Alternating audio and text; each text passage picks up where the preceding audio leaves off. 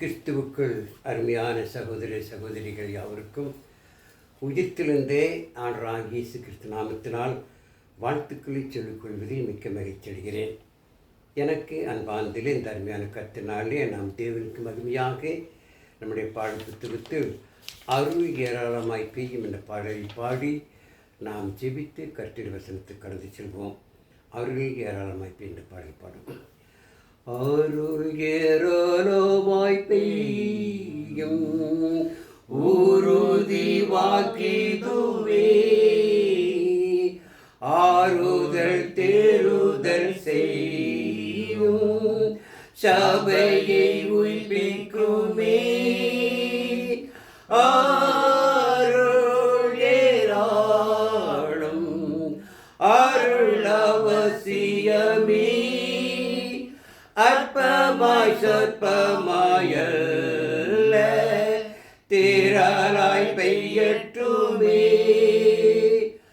அருள் ஏராளமாய் பெய்யும் மேகம் மந்தாரமுண்டாம், காடான நிலத்திலேயும் செழிப்பும் பூரிப்புமாம்.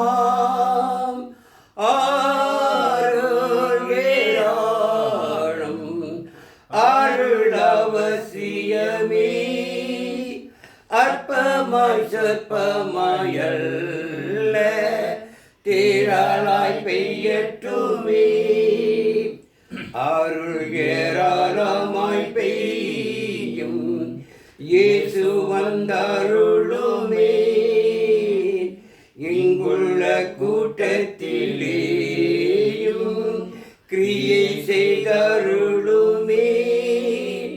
அருள் ஏராளம் அருள் அவசியமே, அற்பமாய் சொற்பமாயல்ல திரளாய் பெய்யட்டுமே. அருள் ஏராளமாய் பெய்யும் பொழியும் இக்கணமே, அருளின் மாரியை தாரும் ஜீவதயாபாரலி. அருள் ஏராளம் அருள் அவசியமே, அற்பமாய் சொற்பமாயல்ல திரளாய் பெய்யட்டுமே.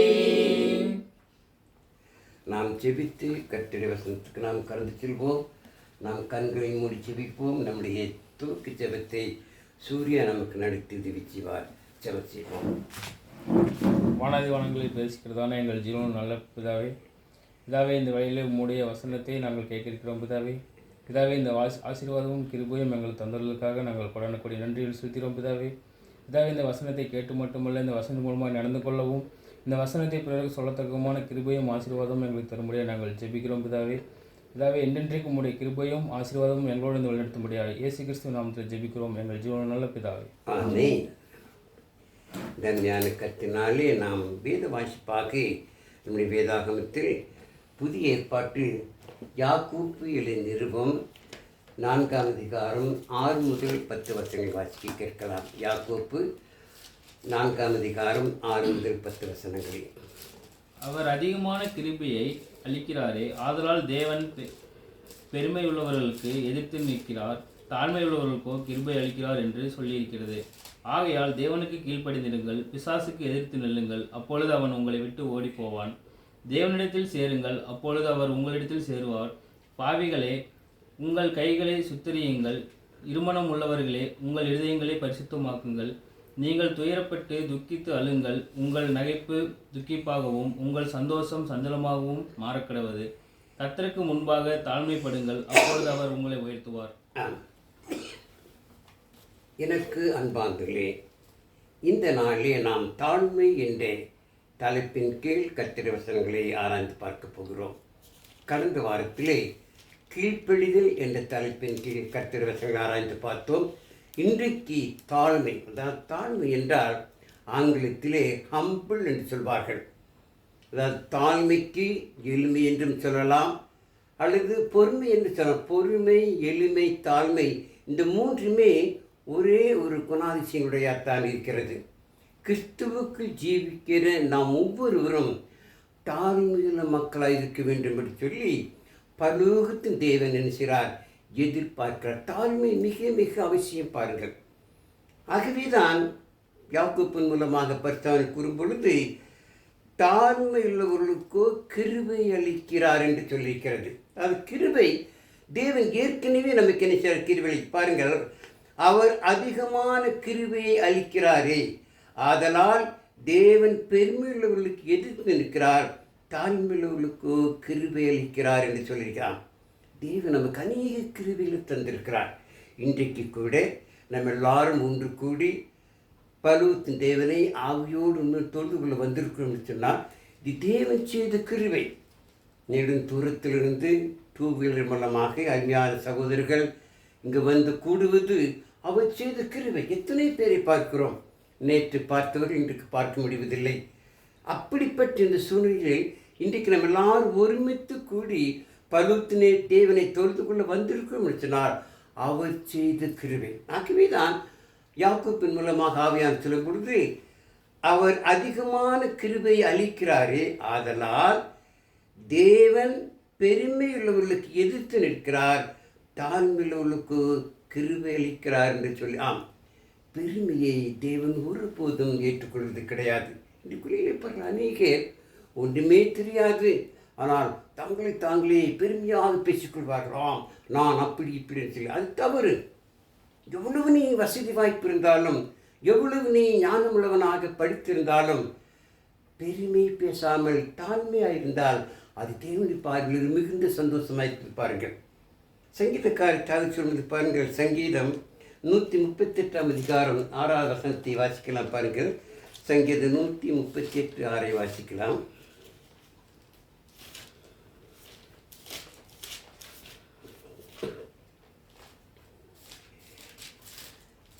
பழைய ஏற்பாட்டில் 256 பக்கம். கர்த்தர் உயர்ந்தவராய் இருந்தும் தாழ்மை உள்ளவனை நோக்கி பார்க்கிறார், மேட்டுமையானவனையோ உயரத்திலிருந்து அறிக்கிறார். தூரத்திலிருந்து அறிகிறார். அதாவது கர்த்தர் உயர்ந்தவராயிருந்தும் தாழ்மையுள்ளவனை நோக்கி பார்க்கிறாராம். பரலோகத்தின் தேவன் உயர்ந்தவராயிருக்கிறார். அப்போ உயர்ந்தவராயிருந்தும் தாழ்மையுள்ள மக்கள் செய்கிறார், அவர் நோக்கி பார்க்க சொன்னார். அந்த தாழ்மையுள்ள மக்கள் மீது அவருக்கு அலாதி அன்பு உண்டு, அதிகமான பாசம் உண்டு, அதிகமான ஆகவே தான் உயர்த்திலிருந்து தேவன் செய்கிறார், தாழ்மையான மக்களை நோக்கி பார்க்கிறார். லூக்காவின் சுவிசேஷம் 14ஆம் அதிகாரம் 11ஆம் வசனத்தை வாசிக்கும்போது பாருங்கள். லூக்கா 14ஆம் அதிகாரம் 11ஆம் வசனத்தில்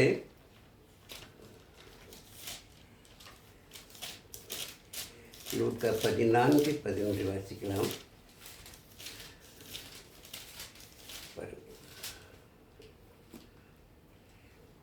அவரோட கூட பந்தியிருந்தவர்களே 14:11 தன்னைத்தான் உயர்த்துகிறவனும் தாழ்த்தப்படுவான், தன்னைத்தான் தாழ்த்துகிறவன் உயர்த்தப்படுவான் என்றார். தன்னைத்தான் உயர்த்துகிறவன் எவனும் தாழ்த்தப்படுவான், தன்னைத்தான் தாழ்த்துகிறவன் உயர்த்தப்படுவானாம். தாழ்மையுள்ளவர்களை தேவன் உயர்த்துவாராம். உயர்த்துகிறவன் தன்னைத்தான் உயர்த்துகிற தேவன் செய்வார், தாழ்மைப்படுத்துவாராகவே தான் தன்னைத்தானே நாம் என்ன செய்யணும்? தாழ்மைப்படு.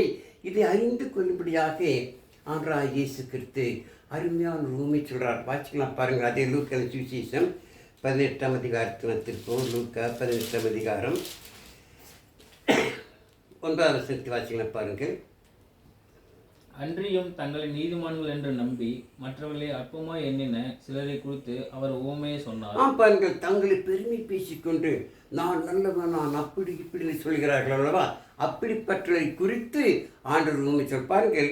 அன்றியும் தங்களை நீதிமான்கள் என்று நம்பி மற்றவர்களை அற்பமாய் எண்ணின சிலரை குறித்து அவர் ஒரு உவமையை சொன்னார். இந்த கதைகள் அப்படித்தான்.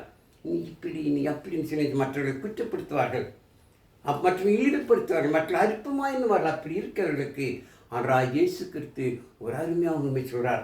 அதே அதிகாரத்தின் தொடர்ந்து வாசிக்கலாம் பாருங்கள். 10லிருந்து வாசிக்கலாம். 2 மனுஷர் ஜெபம் பண்ணும்படி தேவாலயத்துக்கு போனார்கள். ஒருவன் பரிசேயன், மற்றவன் ஆயக்காரன். நாம் 2 பேர் நினைச்சார்களாம் தேவாலயத்தில் போய் ஜெபிக்கலாம் என்று அங்கு போகிறார்கள். அதில் ஒருவன் பரிசேயன், இன்னொருவன் ஆயக்காரன். பரிசேயன் என்று சொன்னால் தேவாலயத்தில் போய் மற்றும் முன்பதாக சத்தியத்தை சொல்லக்கூடியவன், மற்றும் முன்பதாக அதுதான் பரிசேயன். அதாவது அந்த காலத்தில் பரிசேயர்கள் சதிசெயல் இருந்தார்கள். ஆகவே பரிசேயன் என்பவன் மற்றவர்களுக்கு போதிக்கிறவன். அந்த பரிசேயனும் ஜெபிக்க போகிறான். அதே நேரத்தில் ஆயக்காரன் வரி வசூல் செய்யக்கூடியவன். அதாவது பெரிய பெரிய அதிகாரிகளுக்கு என்ன செய்வான், போய் வரியை வசூலித்து கொண்டு வந்து கொடுப்பான். அதுதான் ஆயக்காரனுடைய வேலை. அந்த ஆயக்காரனும் ஜெபிக்க போகிறான், பரிசேயனும் ஜெபிக்கிறான். பரிசேயன் எப்படி ஜெபிக்கிறான் பாருங்கள், வாசிக்கலாம் 14வது வசனத்திலே. பரிசேயன் நின்று, தேவனே, நான் பரிகாரர், அநியாயக்காரர், விபச்சாரக்காரர் ஆகிய மற்ற மனுஷரைப் போலவும் இந்த ஆயக்காரனைப் போலவும் இராதனால் உம்மை ஸ்தோத்தரிக்கிறேன். பாருங்கள், இவன் தன்னைத்தானே பெருமைப்படுத்திக் கொண்டு என்ன சொல்ற பாருங்கள், தேவனே, நான் பரிகாரர், அநியாயக்காரர், விபச்சாரக்காரர் ஆகிய மற்ற மனுஷரைப் போலவும் இந்த ஆயக்காரனைப் போல இராதபடி நாளும் ஸ்தோத்திருக்கிறேன். அவன் தான் பெரியவனா, அவன் தான் நீதிமானா, மற்றெல்லாம் மோசமான நினைச்சுக்கிறான். இந்த பரிகாரரை போலே, இந்த விபச்சாரம் செய்யக்கூடிய மக்களைப் போல நான் அல்ல, இந்த ஆயக்காரனை போல் நான் அல்ல, ஆகவே முன்னே செய்கிறேன் ஸ்தோத்திரம்னு சொல்லி ஜெபிக்கிறேன். அது மாத்திரம் சொல்லுங்கள். அடுத்த வசனத்தை பாருங்கள். வாரத்தில் 2 தரம் உபவாசிக்கிறேன், என் சம்பாதியத்தில் எல்லாம் தசமபாகம் செலுத்துகிறேன் என்று தனக்குள்ளே ஜெபம் பண்ணுகிறேன். இன்னும் சொல்கிறான், நான் வாரத்தில் 2 முறை உபவாசிக்கிறேன், என் சம்பாத்தியத்தில் நமக்கு தசமபாகம் கொடுக்கிறேன். அவ்வளவு உரிமையோடு அவ்வளவு அதிகாரத்தோடு என்ன செய்கிறான், பெருமையாக பேசிக்கொண்டு அங்கு தேவனிடத்தில் ஜெபிக்கின்றான். ஆனால் அடுத்த ஆயக்காரன் ஜெபிக்கிறான் பாருங்கள். ஆயக்காரன் தூரத்திலே நின்று தன் கண்களையும் வானத்துக்கு ஏறெடுத்து துணியாமல் தன் மார்பிலே அடித்துக்கொண்டு, தேவனே, பாவியாக என்மேல் கிருபையாயிரும் என்றான். ஆயக்காரன் ஜெபிக்கிறான். அவன் நான்கு பார்க்கவில்லை, கைகளை தூக்கவில்லை, தன்னுடைய கரங்களை மார்பில் அடித்துக்கொண்டு தாழ்மையோடு கூட, ஆண்டவரே, பாவியாக என்மேல் கிருபையாயிருந்து, அதுதான் ஜெபம், இதுதான் தாழ்மை. இந்த பரிசேயன் சொன்னான், நான் அவனைப் போல இவனைப் போலல்ல, இந்த பரிகாரரைப் போல, இந்த விபச்சாரக்காரரைப் போலல்ல, இந்த ஆயக்காரனைப் போலல்ல, நான் வாரத்தில் 2 முறை உபவாசிக்கிறேன், என் சம்பாதித்தவர்கள் அவனுக்கு தசமாக கொடுக்கன்னு சொல்லி அவன் பெருமையாக பேசிக்கொண்டு செவித்தான். ஆனால் இவனோ தன்னைத்தானே தாழ்த்தி பரலோகத்தையே நோக்கி, பிதாவே, பாவியாக என் மேல் செய்யும் கிருபையாயிரும். அதே போல் அடுத்த வசனத்தை வாசிக்கும் பொழுது, அவனல்ல, இவனே நீதிமானாக்கப்பட்டவனாய் தன் வீட்டுக்கு திரும்பி போனான். அவனல்ல, யார்? அந்த பரிசேயன் அல்ல, இந்த ஆயக்காரன் தான் நீதிமானாக்கப்பட்டவனாய் தன் வீட்டுக்கு திரும்பி போனான் உங்களுக்கு சொல்கிறேன். ஏனெனில் பார்த்தன், தன்னை உயர்த்துகிறவனவனும் தாழ்த்தப்படுவான், தன்னை தாழ்த்துகிறவன் உயர்த்தப்படுவான். தாழ்மை மிக மிக அவசியம் பாருங்கள். ஆகவே தாழ்மையோடு கூட பொறுமையும் அதே போடலாம். இந்த உலக வாழ்க்கையிலே நமக்கு கஷ்டங்கள் வரும், துன்பங்கள் வரும், போராட்டங்கள் வரும், எது வந்தாலும் சரி எல்லாவற்றையும் தாங்கி பொறுமையாக இருக்க வேண்டும். பொறுமை குறித்து அருமையான உதாரணத்தை வாசிக்கலாம். வேதாகமத்திலே யோபுவை போல பொறுமையுள்ளவர்கள் எவருமே கிடையாதான். அந்த யோபு பொறுமையாக இருந்தான். யோபுவை குறித்து நான் வாசிக்கும் பாருங்கள். யோபு 1ஆம் அதிகாரத்தில் திருப்புவோம்.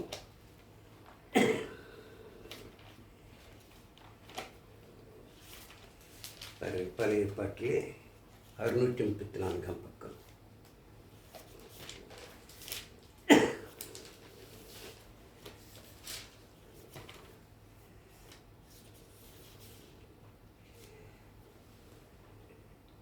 யோபுவை குறித்து நான் வாசிக்கலாம் பாருங்கள். முதல் 4 வசனங்களை வாசிக்கலாம் பாருங்கள். ஊர் தேசத்திலே யோபு என்னும் பெயர் கொண்ட ஒரு மனுஷன் இருந்தான். அந்த மனுஷன் உத்தமனும் சன்மார்க்கனும் தேவனுக்கு பயந்து பொல்லாப்புக்கு விலகுமாய். பாருங்கள், யோபுவை குறித்து அருமையான சாட்சி. அவன் எப்படிப்பட்டான பாருங்கள்.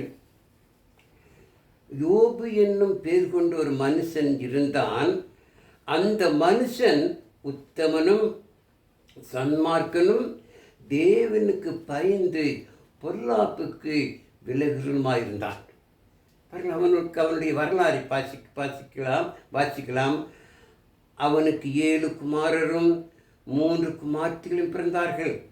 அவனுக்கு 7000 ஆடுகளும் 3000 ஒற்றங்களும் 500 ஏறு மாடுகளும் 500 கழுதைகளும் ஆகிய மிருக ஜீவன் இருந்தது.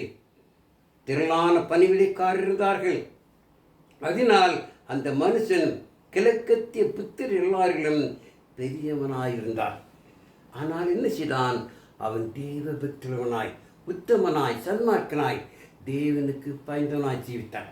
இப்படி இருந்த அந்த யோபுவின் மீது பிசாசு என்ன செய்தான்? கண்ணு வைத்தான். தேவனிடத்திலே போய் கேட்கிறான். பாருங்கள், நாம் தொடர்ந்து வாசிக்கலாம். அதே அதிகாரத்திலே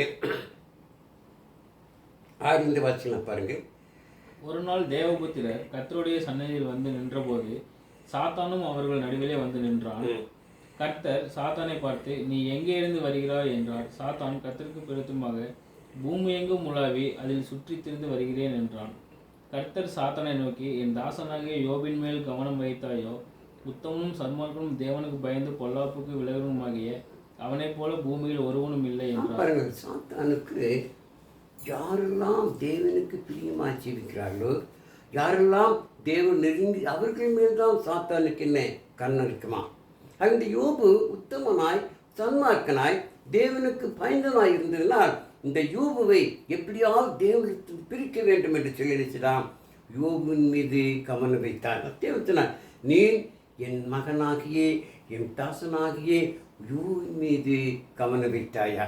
ஆமாம், இன்றைக்கு கூட அதாவது வேட்டையாடுகிறவர்கள் நினைக்கிறார்கள், காட்டுக்கு புறப்பட்டு போகிறான். அந்த வேட்டையாடு என்ன செய்வான்? ஏற்கனவே குருவிகளை சுற்றி என்ன செய்தான்? தன் பைக்கிலே போட்டிருப்பான். சுற்றி செத்துப்போன குருவியை குறித்து அவன் கவலைப்பட மாட்டான். எங்கு ஒரு குருவி உயிரோடு இருக்கிறது, எங்கு ஒரு குருவி கிளையில் அமர்ந்து கொண்டிருக்கிறது, அதை சுட வேண்டும் என்று நினைவான் அவன் கவனம். அதே போலதான் அவனுடைய மக்களை குறித்து சாத்தான் கவலைப்படவே மாட்டான். அவனை விட்டு தேவன் மீது பாசமாய், தேவன் மீது வைராக்கியமான், தேவன் மீது விசுவாசமாய் இருக்கிறேன் அந்த மக்கள் மீது தான் பிசாசு கவனம். அதே போலதான் யோபுவின் மீது கவனம் வைத்தார். யோபு மீது கவனம் வைத்தது மாத்திரமில்லை, யோபுவை எப்படியாவது தேவன் விளக்க வேண்டும் என்று அவன் முடிவு கட்டி தேவனிடத்திலே கேட்கிறான். பாருங்கள், தொடர்ந்து வாசிக்கலாம். அதற்கு சாத்தான் கர்த்தருக்கு பிடித்தமாக, யோபு விருதவாகவா தேவனுக்கு பயந்து நடிக்கிறான்? நீர் அவனையும் அவன் வீட்டையும் அவனுக்கு உண்டான எல்லாவற்றையும் சுற்றி வேலையடிக்கவில்லையோ? அவன் கைகளின் கிரியை ஆசீர்வதித்தீர், அவனுடைய சம்பாதி தேசத்திலே பெருகிற்று. ஆனாலும் உம்முடைய கையை நீட்டி அவனுக்கு உண்டானவை எல்லாம் தொடுவீரானால் அப்பொழுது அவன் உமது முகத்துக்கு எதிரே உம்மை தூசிக்கானோ பாரும் என்றான். தேவனிடத்திலே கேட்கிறான், தேவனே, நீ யோபுவை வேலி எடுத்து பாதுகாக்கிறேன், நீ யோபுக்கு எல்லா ஆசீர்வாதத்தையும் கொடுக்க. அதனால தான் யோபு உண்மை பிரியமாயிருக்கிறார். அதனால தான் யோபு உன்னை நேசிக்கிறார். வேண்டுமானாம் அவனுக்கு எல்லாவற்றையும் எடுத்து போடும், உண்மை நேசிக்கிறானா என்று பார்ப்போம் என்று சொல்லி சாத்தான் தேவனிடத்திலேயே பேரன் பேசுகிறார். அதற்கு ஆண்டவர் தேவன் சொன்ன பதிலை பாருங்கள்.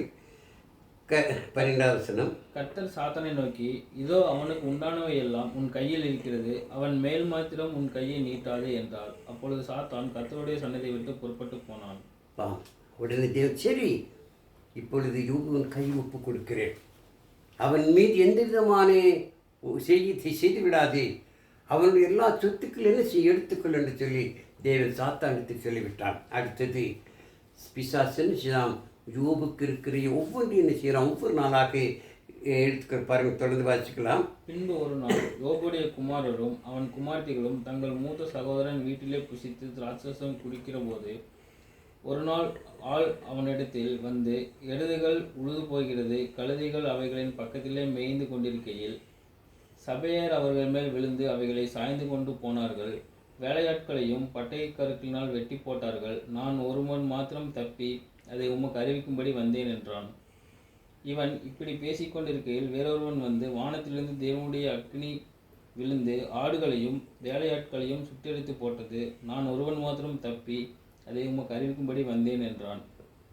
இவன் இப்படி பேசிக்கொண்டிருக்கையில் வேறொருவன் வந்து, கல்தேயர் 3 பவுஞ்சாய் வந்து ஒட்டகங்கள் மேல் விழுந்து அவைகளை ஓட்டிக்கொண்டு போனவர்கள் வேலையாட்களையும் பட்டய கருக்கினால் வெட்டி போட்டார்கள். நான் ஒருவன் மாத்திரம் தப்பி அதை உமக்கு அறிவிக்கும்படி வந்தேன் என்றான். இவன் இப்படி பேசிக்கொண்டிருக்கையில் வேறொருவன் வந்து, உம்முடைய குமாரரும் உம்முடைய குமாரத்திகளும் தங்கள் மூத்த சகோதரன் வீட்டிலே புசித்து திராட்சரசம் குடிக்கிற போது வனாந்தர வழியாய் பெருங்காற்று வந்து அந்த வீட்டின் 4 மூலையிலும் அடிக்க அது பிள்ளைகளின் மேல் விழுந்ததினால் அவர்கள் இறந்து போனார்கள். நான் ஒருவன் மாத்திரம் தப்பி அதை உமக்கு அறிவிக்கும்படி வந்தேன் என்றான். அப்பொழுது யோபு எழுந்திருந்து தன் சால்வையை கிழித்து தன் தலையை சிரைத்து தரையிலே விழுந்து பணிந்து, நிர்வாணியாய் என் தாயின் கர்ப்பத்திலிருந்து வந்தேன், நிர்வாணியாய் அவ்விடத்திற்கு திரும்புவேன். கர்த்தர் கொடுத்தார், கர்த்தர் எடுத்தார், கர்த்தருடைய நாமத்துக்கு ஸ்தோத்திரம் என்றான். இவை எல்லாவற்றிலும் யோபு பாவம் செய்யவும் இல்லை, தேவனை பற்றி குறை சொல்லவும் இல்லை. எவ்வளவு பெரிய ஒரு சாட்சி யோபு! அவ்வளவு பொறுமையோடு இருந்திருக்கிறார். பிசாசு எல்லாவற்றையும் அழித்து போட்டான். திடீரென்று சபையர் வந்து அவன் ஒற்றங்களையும் வேலையாட்களையும் பட்டை கறிக்கெல்லாம் வெட்டி போட்டார்கள். அவன் மிருக ஜீவனெல்லாம் அழிந்து போய்விட்டது. வேலையாட்களெல்லாம் மறித்து போனார்கள். அது மாத்திரமில்லை, தன் குமாரர்கள் எல்லாரும் ஒன்று கூடி விருந்து சாப்பிட்டு கொண்டிருக்கும் பொழுது ஒரு பெருங்காற்று வந்து 4 மூலைகளும் இடிந்து அந்த வீடு கீழே விழுந்து எல்லாரும் மறித்து போனார்கள் என்று சொல்லி ஒருவன் ஓடி வந்து சொல்கிறார். அப்பொழுது யோபு அதை கேட்டு கவலை தான், எல்லாம் போய்விட்டதே, கடைசியாக தமிழ் குமாரர்களும் மறித்து போயிட்டார்கள் செல்சிதான். இருந்தாலும் சால்வியை கிழித்து கொண்டு தன் தலையை சரித்து கொண்டு தான் அவன் எழுந்து நின்று தேவனிடத்திலே பேசுகிறான். என்ன பேசுகிறான் பாருங்கள். நான் நிர்வாணியாய் என் தாயின் கற்பத்திலிருந்து வந்தேன், நிர்வாணியாய் அவ்விடத்துக்கு திரும்புகிறேன். கர்த்தர் கொடுத்தார், கர்த்தர் எடுத்தார், கர்த்தர் நாமத்துக்கு. இதுதான் பொறுமை. இந்த அளவுக்கு நமக்கு பொறுமை இருக்குமா பாருங்கள். அதுதான் பொறுமையாக இருக்க வேண்டும். பொறுமையாக இருந்தால்தான் தேவன் நம்மை அதிகமாக நேசிப்பார். இப்படி இந்த நிலைமையில் கொண்டு நினைச்சுக்கலையா யோபு பாவம் செய்யவும் இல்லை, தேவனை பற்றி குறை சொல்லவும் இல்லை. இதுதான் உண்மை. நீங்கள் நானும் கூட யோபு இப்போ பொறுமையாக இருக்க வேண்டும், தாழ்மையாக இருக்க வேண்டும். எதை குறித்து கவலைப்படவே கூடாது. அதனால்தான் பரிசுத்த ஞானவர் பவுல் மூலமாக பிலிப்பினார் சபைக்கு பிலிப்பியர் 4ஆம் அதிகாரம் 4வது வசனத்தில் பாருங்கள். சந்தோஷமாயிருந்து உங்களுக்கு சொல்கிறேன், எப்பொழுதும் சந்தோஷமாக சொல்லி மறுபடியும் சொல்லி சொல்கிறார். ஆம், எப்பொழுதும் என்றால் எந்த காலகட்டத்திலும் எந்த நேரத்தில் நாம் சந்தோஷமாக இருக்க வேண்டுமாம். அதுதான் பொறுமை, அதுதான் தாழ்மை, அதுதான் எளிமை. மத்திய 5ஆம் அதிகாரம் 3வது வசனத்தில் வாசித்தார், ஆவியில் எளிமையுள்ளவர்கள் பாக்கியவான்கள், பரலோக ராஜ்யம் அவர்களுடைய எளிமையாக இருக்க வேண்டும். நீங்கள் நான் நம்முடைய வாழ்க்கையிலே கிறிஸ்துவுக்குள் ஜீவிக்கும் பொழுது நாம் உலக மக்களுக்கு முன்பாக தாழ்மையுள்ளவர்களாக இருக்க வேண்டுமா, பொறுமையுள்ள மக்களாக இருக்க வேண்டுமா, கோபப்படவே கூடாது, யாரிடத்தில் சண்டை போடவே கூடாது.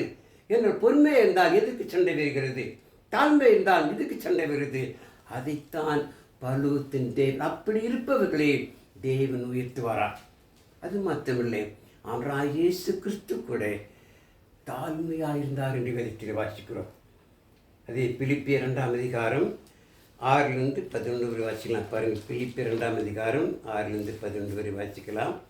அவர் தேவனுடைய ரூபமாய் இருந்தும் தேவனுக்கு சமமாய் இருப்பதை கொள்ளும்படியான கொள்ளையாடின் பொருளாக எண்ணாமல் தம்மை தாமே வெறுமையாக்கி அடிமையின் ரூபமெடுத்து மனுஷர் சாயலானார். அவர் மனுஷ ரூபமாய் காணப்பட்டு மரணபரியந்தம், அவர் அதாவது சிலுவையின் மரணபரியந்தமும் கீழ்ப்படிந்தவராகி தம்மை தாமே தாழ்த்தினார். ஆதலால் தேவன் எல்லாவற்றிற்கும் மேலாக அவரை தம்மைத்தாமே தாழ்த்தினார். தேவனுக்கு ரூபமாயிருந்தும் தேவனுக்கு குமாரனாயிருந்தும் சிலை அதை கொள்ளையாடின பொருளாக எது எனக்கு போதும் ஆகா என்று சில என்ன செய்யவில்லை, அதை கொள்ளையாடின பொருளை எண்ணவில்லை, அதை வெறுத்து தம்மைத்தாமே தாழ்த்தினார். எது? சிலுவின் மரண பரியந்தமும். அப்படி தம்மைத்தாமே தாழ்த்தினால்தான் தேவன் செய்தார், ஆண்டவராகிய இயேசுக்கு உயர்த்தினார். எல்லா நாமத்துக்கு மேலாக இந்த பூமிக்குள்ள மக்கள் எல்லாம் அவரை கர்த்தர் என்று அறிக்கை பண்ணும்படியாக தேவன் இயேசு கிறிஸ்துவை உயர்த்தினார். பாருங்கள், இயேசு கிறிஸ்து நமக்கெல்லாம் ஒரு முன்மாதிரியான வாழ்க்கையை வாழ்ந்திருக்கிறார். ஆகவேதான் நீங்கள் நானும் இயேசு கிறிஸ்து அடிச்சுவட்டை பின்பற்ற வேண்டும். எப்படி அவர் தாழ்மையாக இருந்தது போல நீங்கள் நானும் தாழ்மையாக இருக்க வேண்டும். ஆயக்காரன் எப்படி தாழ்மையாக தன் மார்பில் அடித்துக்கொண்டு பாவியார் மேல் கிருபையாயிரும் சொன்னது போல நாம் அந்த ஆயக்காரனை போல தாழ்மையாக இருக்க வேண்டும். யோபுவை போல எந்த காலகட்டத்திலும் நாம் சோர்ந்து தளர்ந்து போய்விடக்கூடாது. பாருங்கள், யோபு இப்படி சோதிக்கப்படும் பொழுது கூட அவன் ஒரு வார்த்தை கூட தேவனை அது மாத்திரமா சாத்தான் அதோடு விட்டு விடவில்லை. மீண்டுமாக என்ன செய்தான்? தேவனிடத்தில் போய் கேட்கிறான். பகல் யோபுக்கு திருப்ப யோபு 2ஆம் அதிகாரத்தை பார்த்து பாருங்கள்.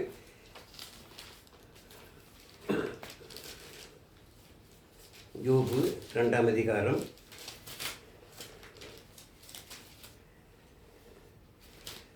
5 வாசிக்கலாம் பாருங்கள். ஆனாலும் நீர் உம்முடைய கையை நீட்டி அவன் எலும்பையும் அவன் மாம்சத்தையும் தொடுவீரானால் அப்பொழுது அவன் உமது முகத்துக்கு எதிரே உம்மை தூசிக்கானோ பாரும் என்றான். அப்பொழுது கர்த்தர் சாத்தானை நோக்கி, இதோ அவன் உன் கையில் இருக்கிறான், ஆயிலும் அவன் பிராணனை மாத்திரம் தப்பவிடு என்றார்.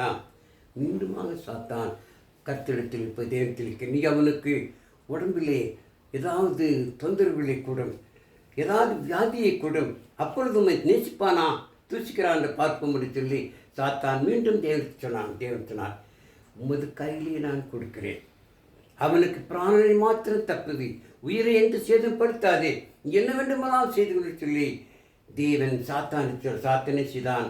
யோபுக்கு பயங்கரமான பருக்கள் உருவாக்கினான். அதாவது உச்சந்தலையிலிருந்து உள்ளங்கால் வரை பயங்கரமான பருக்கள், கொப்பளங்கள். அந்த பருக்கள் பெரிதாகி அதிலே சீல் வடிந்து கொண்டு ரத்தம் வந்து கொண்டிருக்கிறது, ஈகளெல்லாம் மொய்கிறது. அந்த பருக்களுடைய அரிப்பை தாங்க முடியாமல் நினைச்சுகிறான். ஓட்டை எடுத்து சாம்பலை உடம்பிலே பூசி அதை சுருண்டுகிறான். அப்பொழுது அவனுடைய மனைவி அவனை பார்த்து என்ன சொல்கிறார்? வாசிக்கலாம் பாருங்கள். அதே அப்பொழுது சாத்தான் கர்த்தருடைய சந்நிதியை விட்டு புறப்பட்டு யோபுவின் உள்ளங்கால் தொடங்கி அவன் உச்சந்தலை மட்டும் கொடிய பற்களால் அவனை வாதித்தான். அவன் ஒரு ஓட்டை எடுத்து தன்னை சுரண்டிக் கொண்டு சாம்பலில் உட்கார்ந்தான். அப்பொழுது அவன் மனைவி அவனை பார்த்து, நீர் இன்னும் உம்முடைய உத்தமத்தில் உறுதியாக நிற்கிறாரோ, தேவனை தூசித்து ஜீவனை விடும் என்றாள். அதற்கு அவன், நீ பைத்தியக்காரி பேசுகிறதை போல பேசுகிறாய், தேவன் கையிலே நம்மை பெற்ற நாம் தீமையும் பெற வேண்டுமோ என்றான். இவைகள் எல்லாவற்றிலும் யோபு தன் உறுதிகளினால் பாவம் செய்யவில்லை. அவன் மனைவி அவனை பார்த்து கேலியாக பேசுகிறான். இது சாத்தான் இப்படி உனக்கு துன்பத்தை கொடுத்துக்கிறானே, நீ உடம்பெல்லாம் பருக்களாயிருக்கிறது, ஓட்டை எடுத்து சொல்லிக் கொண்டிருக்கிறாயே, இன்னுமா தேவனே தேவனை சொல்லிக் கொண்டிருக்கிறாய், நீ என்ன செய், தேவனை தூசித்து விட்டு நீ ஜீவனை விடு, நீ செத்துப்போ என்று சொல்லி யோபின் மனைவி சொல்கிறார். அப்போ யோபின் சொன்னால் பாருங்கள், நீ பைத்தியக்காரி பேசுவதை போல் பேசுகிறாய், தேவனால் நன்மையை பெற்ற நாம் தீமையை பெற வேண்டாமோ என்று சொல்லி யோபு சொல்லி அவன் உதடுகளிலே ஒரு பாவமும் செய்யவில்லை. இது எவ்வளவு பெரிய ஒரு சாட்சி பாருங்கள். அதுபோல தான் நீங்கள் நானும் இருக்க வேண்டுமா? யோபுவை போல பொறுமையாக இருக்க வேண்டும், தாயக்காரனை போல தாழ்மையுள்ளவர்களாக இருக்க வேண்டும். ஆனால் இயேசு கிறிஸ்துவை போல நாம் தாழ்மை குணமுள்ளவர்களாக அப்படி இருந்தால்தான் நீங்களும் நானும் தேவனுக்கு பிரியமான மக்களாக இருக்க முடியும். அதைத்தான் எதிர்பார்க்கிறார்கள். அன்பானவர்களே, தருமையான வேளையிலே, இந்த கட்ட நாளிலே தருமையான சத்தியம் நம்முடைய விசுவாசத்தை பாதுகாப்பதற்கு ஒரு அருமையான பாடமாக அமைந்த நாமும் கூட யோபுவை போல பொறுமையாக இருப்போம், ஆயக்காரனை போல தாழ்மையாக ஜீவிப்போம். ஆனால் இயேசு கிறிஸ்துவை போல நமது வாழ்க்கையில் எப்பொழுது தாழ்மையாக இருப்போம். தேவன் நிச்சயமாக நம்மை ஆசிரிப்பார். தேவன் தாமே இந்த வசனத்தை உங்களை யாவரையும் ஆசிரிப்பாராக்கி. எனக்கு அன்பான வார்த்தை இந்த வசனத்தை கேட்டு நீங்கள் என்ன செய்யுங்கள், மற்றவர்கள் கேட்கும்படியாக சப்ஸ்கிரைப் பண்ணுங்கள், லைக் பண்ணுங்கள். தேவன் நிச்சயமாக ஆசிரிப்பார். நாம் இறுதியாக ஜெபித்து இந்த சிறிய வேத வசனத்தை நாம் முடிப்போம். ஜெபம் செய்வோம். இரக்கம் நிறைந்த எங்கள் பரலோகத்தின் தூய பிதாவே, இந்த நாளிலும் உமது பிள்ளைகளாக நாங்கள் ஒன்று கூடி உமது வார்த்தைகளை தியானிக்கத்துக்கு கொடுத்த கிருபிக்காக நன்றியோடு கூட ஸ்தோத்திரிக்கிறோம். நாங்களும் கூட பிதாவே உமது வசனத்துக்கு ஏற்றபடி யோபுவை போல பொறுமையாக இருக்கவும், ஆயக்காரனைப் போல தாழ்மைகளாக இருக்கவும், ஆனால் இயேசு கிறிஸ்துவை போல தாழ்மையுள்ள மக்களாக உலகத்திலே அநேக மக்களுக்கு நாங்கள் காற்றவும் கிருபை செய்யும். கூடி வந்திருக்கிற எங்கள் அனைவரும் ஆசித்து காத்துக்கொள்ளும். எங்கள் பாவ குற்றங்கள் தயவாக மன்னியும். இவை அனைத்தையும் எங்கள் அருமையான ஆண்டவர் இயேசு கிறிஸ்துவின் விலையேறி பெற்றின்ப நாமத்திலே கெஞ்சி மன்றாடுகிறோம் எங்கள் ஜீவன் நல்ல பிதாவே. ஆமென்.